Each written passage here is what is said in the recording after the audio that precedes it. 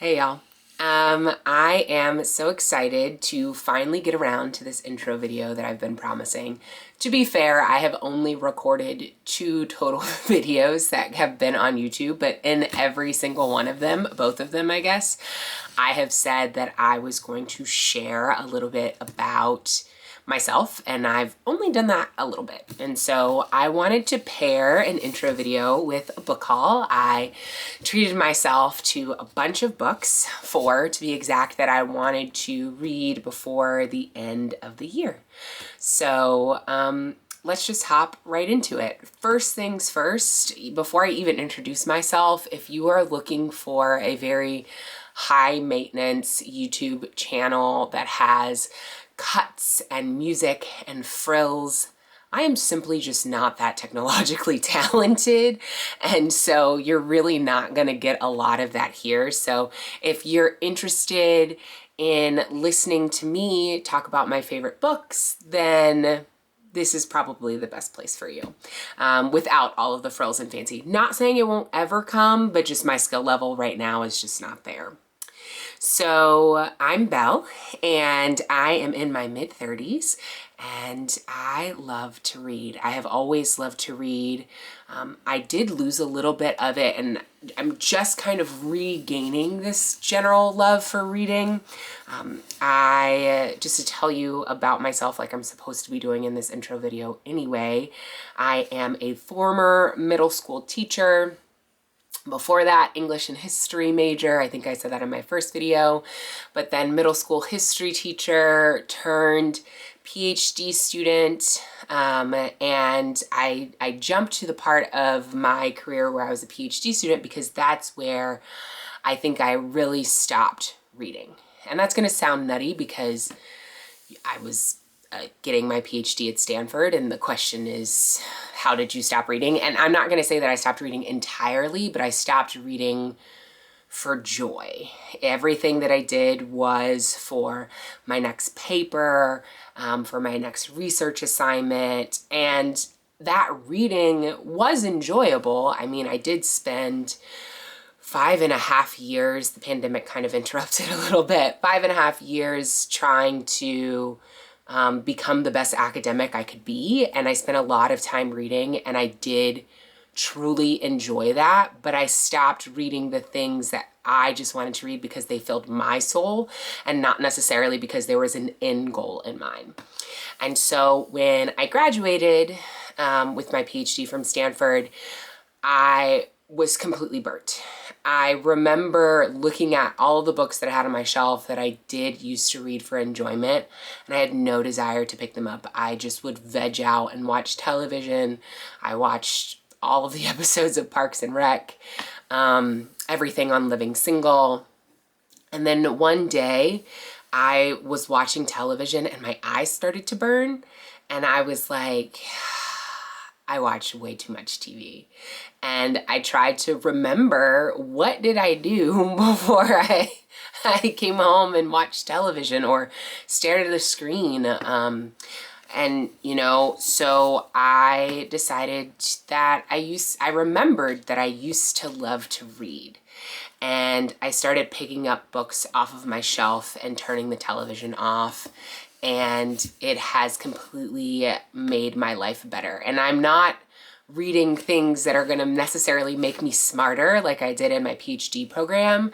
I mean, all reading makes you smarter. I don't want to say that it's not going to make me smarter, but it's not like I'm reading like I was before in terms of academia.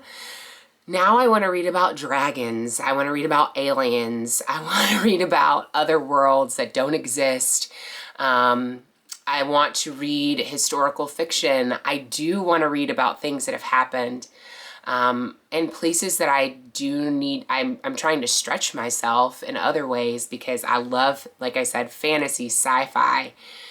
Give me something that doesn't exist in a world that doesn't exist, and I promise you I'll probably read it to the end unless it's absolutely terrible. Places where I want to grow and stretch because, like I said, this is a reading journey. I want to do things that are enjoyable to me, but I also want to make myself not make myself like things that I don't like, but learn to appreciate things or genres that I'm not necessarily the biggest fan of. And that, where I'm not the biggest fan, I'm not a big romance reader. I like a little romance. I like a lot of spice. I don't necessarily need it to drive my plot. I like action. I like adventure. I like mystery. Those get me really excited. Romance, not so much, but I am trying to push myself to read more of it. Contemporary fiction is another place where I kind of struggle in terms of reading things that are supposed to be set in today's world, are completely realistic. Don't really tickle my fancy in the same way that if, you know, a portal were to open up in the middle of this contemporary fiction locale. I think a good bridge for me there is magical realism. I do want to read more magical realism. I do enjoy it. But typically if I like fiction that doesn't involve something supernatural happening, it's got to be historical fiction. I'm a big history nerd, as I already said, so that is also something that I really enjoy. I started off this year with reading goals 2024, where I was going to take reading really seriously, and I originally had like a month by month reading goal, and then I quickly let that go. It's just not for me in the same way that I feel like there's a lot of, I don't know, competition out here on YouTube to make the shiniest, fastest thing. I think in the book world, in the book community, there's also a lot of competition, whether it's self-imposed or not, about how much can you read, how quickly can you read it.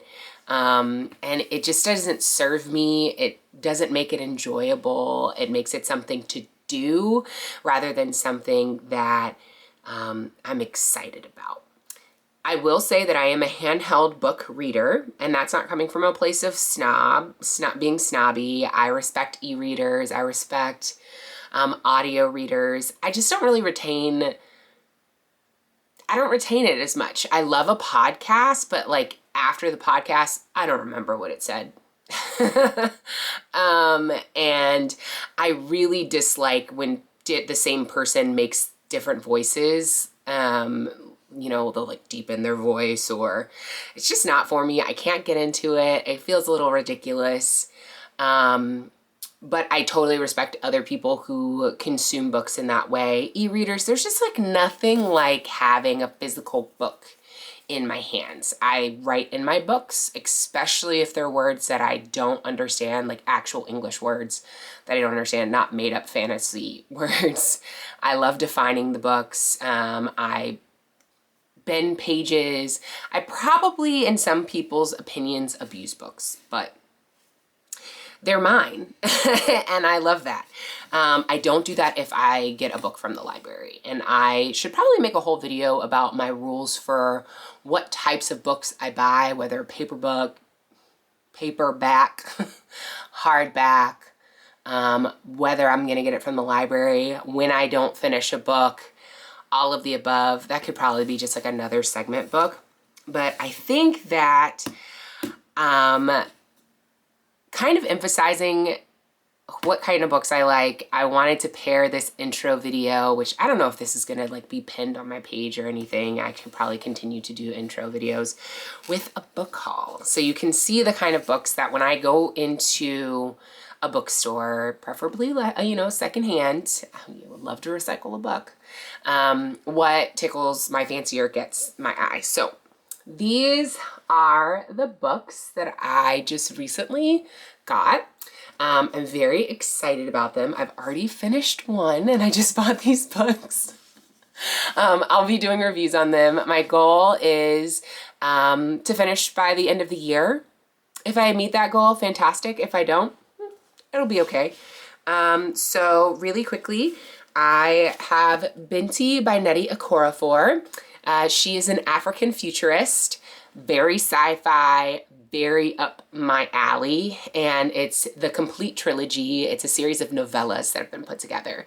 So looking at this book, I love Afrofuturism, African futurism. They are distinct, but I love seeing people who are not often centered in stories like this front and center. So when I saw Nadia Okorafor's name on this book, there was no way I wasn't going to pick it up. Then Octavia Butler, Parable of the Sower.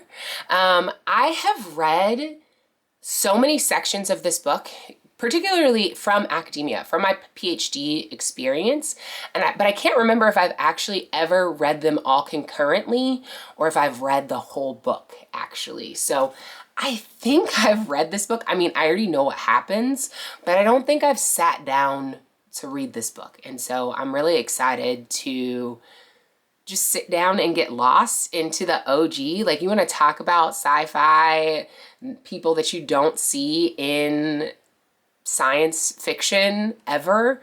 Octavia Butler takes the cake. And I know I've read Kindred, so this is on my list. I had to grab Parable of the Sower. Then I have Ninth House by Leah Bardugo. Apologies if I didn't pronounce that correctly. Please let me know in the comments if I messed that up.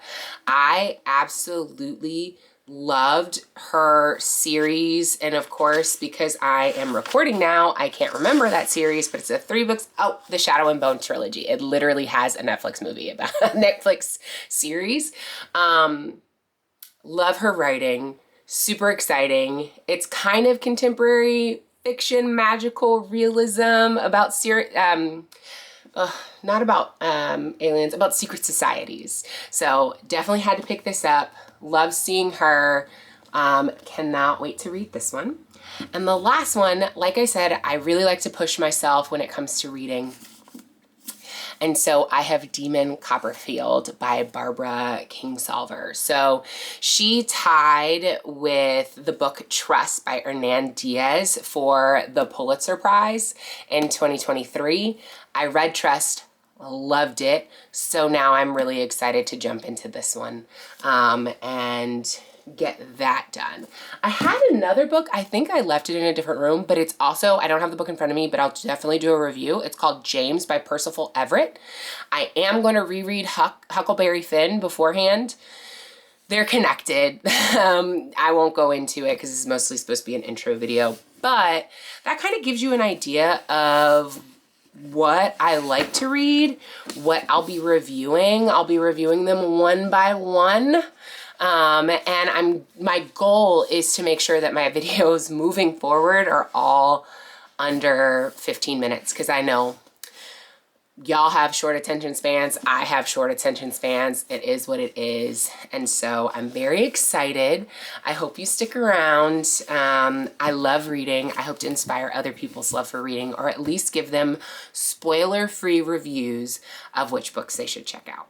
So if you're okay with some rough recording of me in the music room of my parents' house, that's another thing. My husband and I are renovating a house right now, so we're living with my parents in the music room that my dad has of my parents' house until I get my own space. I am glad you're here. And hopefully we can get into some really great books, some great book reviews to close out this year and to start 2025 off strong. Thanks.